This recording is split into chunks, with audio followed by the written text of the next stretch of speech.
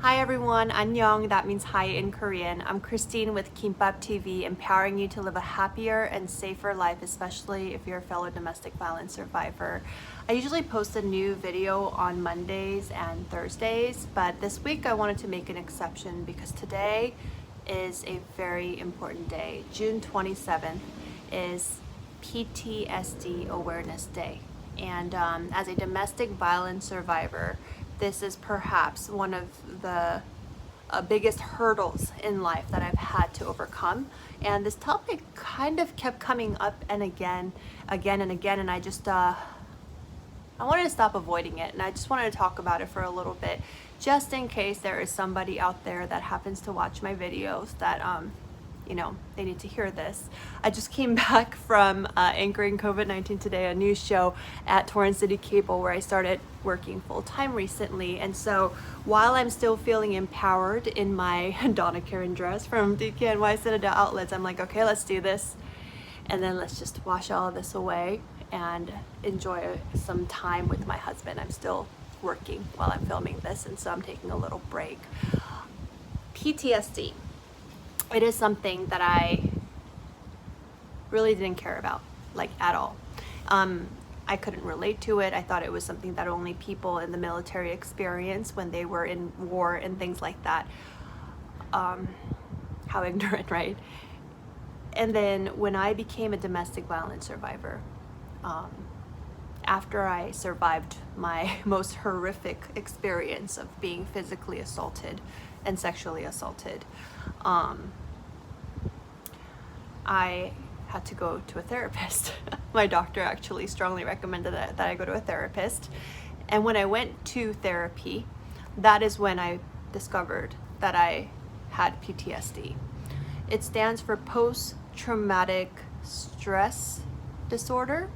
And the word there that sticks out to me the most is traumatic.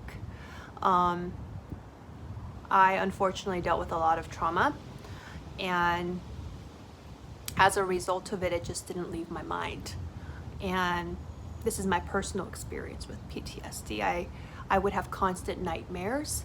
To this day, I have an issue with the nighttime because every little sound would almost like take me back into a moment in time when I was like about to be assaulted or when I was being assaulted. And so for many nights after leaving my abuser, I couldn't sleep, and I needed the help of sleep aids and medication, like stronger stuff and things like that. I've only just weaned off of it like a few months ago, and it's been years since this happened.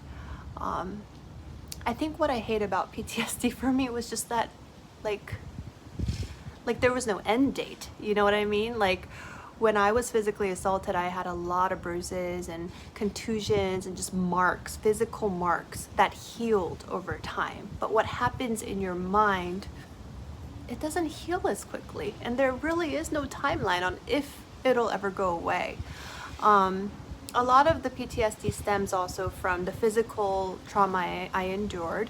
I'm not going to go over the specifics of how I was harmed physically. There are other videos I've made about that, so you can search for that on my YouTube channel. But physical assault was just part of it. The part that I really don't like talking about, and I still can't really talk about a lot in detail, is the sexual assault part of my experience as a domestic violence survivor. I recently saw on the news that the new Bachelorette, I think her name is Katie, she recently shared that she is also a sexual assault survivor, and that it's taken her years to even be able to say it to more than like 2 of her closest friends. And it's devastating, right? But at the same time, I was so proud of her for being able to talk about it on such a big platform. I was at the golf course the other day, and there was this like old Korean grandpa that I see all the time. Over time, he found out who I am, that I am a domestic violence survivor. And one day when it was just the 2 of us in our little corner, he told me a story about his wife who passed away lots of great things and memories, but also he told me that she was a sexual assault survivor, and because of it, it triggered her every time they try to get intimate. And so as a result, that part of their marriage, kind of suffered a little bit. Recently, I was sitting out here with a girlfriend of mine, and we were talking about a lot of things, and among them marriage, and about life, and about future plans and things like that. And I was telling her that, I was having a hard time conceiving. We've been trying to have a kid, and I was wondering if a part of it was because I still had some hang-ups about intimacy. I had a lot of PTSD surrounding that, and to this day, like, I have a hard time opening up. And she asked, she's like, well, tell me about it. Do you want to talk about it? And she's one of my closest friends. And I still couldn't. I mean, it's like, it's been years, you guys, and I still can't talk about some of the most horrendous things that I've encountered and experienced. And I know that there's healing in talking about it, and I know a part of why I'm having a hard time healing from it is because I can't still verbalize it. But like how PTSD doesn't have a timeline on when it gets better, there's also no timeline on when I'm going to be able to talk about that so that I can fully heal. It's something that I am trying to work on, and every time I come across instances like, seeing The Bachelorette talk about it inspires me. Having a random, Korean harabochi, like grandpa, telling me that about his wife, like that empowers me and encourages me and lets me know I'm not alone.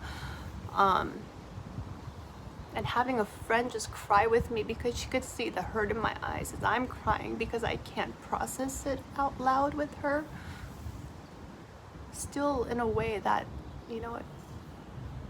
it takes me one step closer towards healing. So on this PTSD Awareness Day, I think the reason I wanted to post this unedited video is just because I wanted to let somebody know out there that happens to randomly come across this, that you are not alone, and that PTSD is something that it could be a long-term thing, but it is more manageable if you seek help.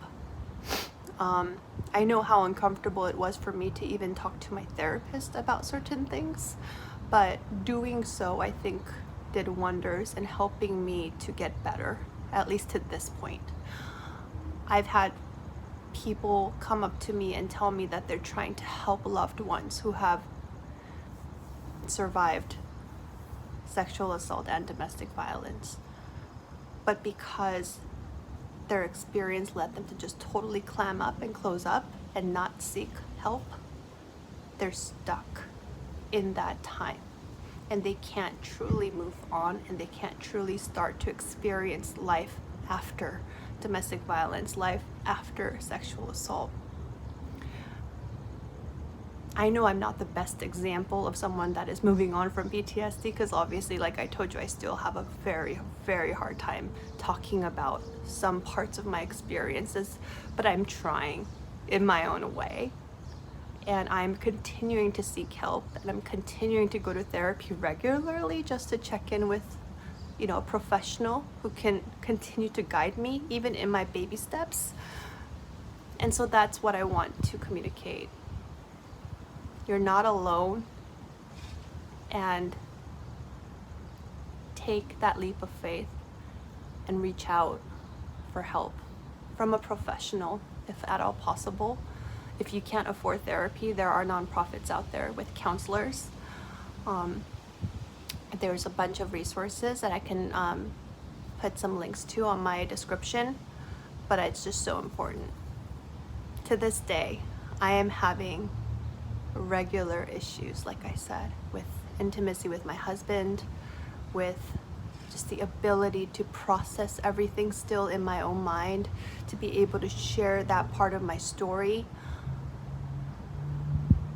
but I'm learning to be patient with myself and love myself and give myself grace and remind myself that every little step counts. So yeah, I just was inspired to share that with you. If you're watching this and this resonates, or if you're watching this and you think that this could resonate with somebody that you know, that you love, that you're trying to help, please share it. And yeah, on that note, thank you so much for watching. And I look forward to doing more of these heart-to-hearts with you and just share what I can in hopes that it could help you or someone you know. So have a great rest of your day, and I'll see you again soon.